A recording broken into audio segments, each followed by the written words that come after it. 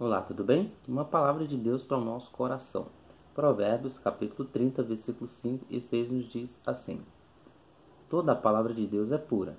Ele é um escudo para os que nele confiam.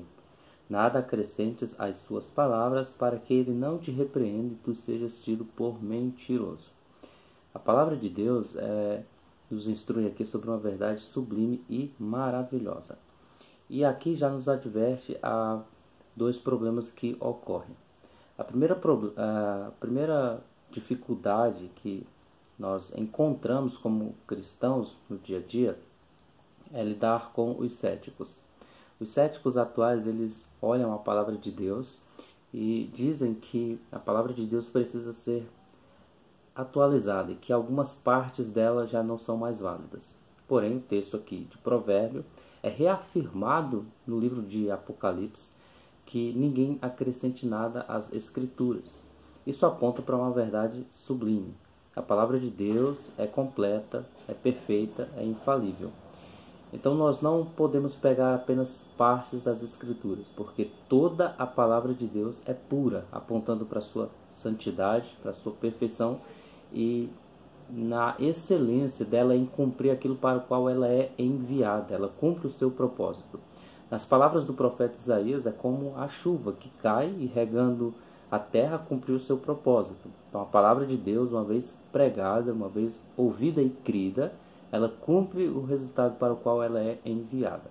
O segundo problema que esse texto aqui do profeta Agur nos adverte, do rei Agur, eu digo profeta porque são verdades eternas, nos aponta para um outro problema. Se a primeira parte que aponta aqui, que a palavra de Deus, sendo pura, nos dá uma arma contra os céticos, uma advertência aos céticos, a segunda parte dela, então, nos traz advertência para a cristandade. Aqueles que acham que as suas experiências têm o mesmo valor de igualdade com a palavra de Deus, e não tem. Nossa única regra de fé e prática não é o que os profetas modernos nos apontam como verdade, como revelação de Deus.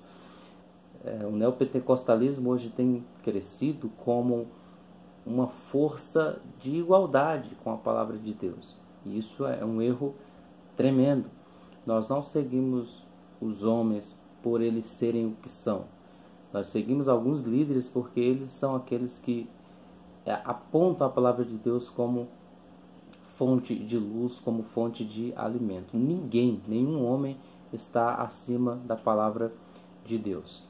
A palavra de Deus, ela é perfeita. Aí o texto prossegue nos falando que ela ou ele, aqui talvez apontando para Deus e para a sua palavra, é um escudo para os que neles confiam. Aqui está dizendo que nós não devemos colocar a nossa confiança nos homens, mas em Deus somente. Verso 6, nada acrescenteis às suas palavras, para que ele não te repreenda e tu seja tido por mentiroso. Muitas pessoas vão viver a sua vida toda como homens e mulheres de Deus. Mas no final das contas, naquele grande dia, serão revelados como homens mentirosos. Deus não nos chamou para agradar as pessoas, ainda que nós nos esforcemos para isso, isso faça parte do ministério. Nós não devemos ser pessoas rudes, pessoas grossas que afastam outras pessoas. Devemos ser pessoas dóceis. Um dos frutos do Espírito é mansidão. Jesus era tão carismático que até as crianças se sentiam bem perto dele. Então é o nosso papel. Mas nós não devemos abrir mão da verdade, nós não devemos buscar ser carismáticos e benquistos à custa da verdade e da santidade da palavra de Deus. Muitos viverão uma vida de sucesso aqui, mas naquele grande dia ouvirão da boca do Mestre que são mentirosos. Por isso a palavra de Deus nos diz: bem-aventurados aqueles que amam, e praticam a verdade, enquanto aqueles que amam e praticam a mentira nem serão dignos de ser chamados filhos de Deus. Que nós guardemos essa palavra no nosso coração, que você reflita e que eu possa refletir também sobre a nossa vida como homem e como mulher de Deus, como aqueles que dizem que amam a palavra de Deus. Até que ponto nós temos tido a palavra de Deus como uma verdade que guia os nossos passos?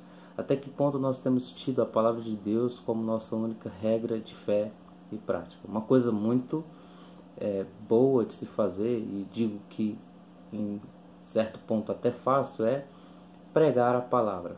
Outra, no entanto, bem difícil, mas possível e eficiente é viver a palavra de Deus. Que Deus nos ajude, portanto, a sermos aqueles que o livro de Provérbios aponta como os verdadeiros sábios. Que o princípio da sabedoria é o temor a Deus. Que antes de temer aos homens, ou mesmo zelar por nossa reputação, que temamos a Deus e zelemos por sua palavra. Deus te abençoe, beijo fraterno no seu coração e até o nosso próximo encontro, assim Deus nos permitindo.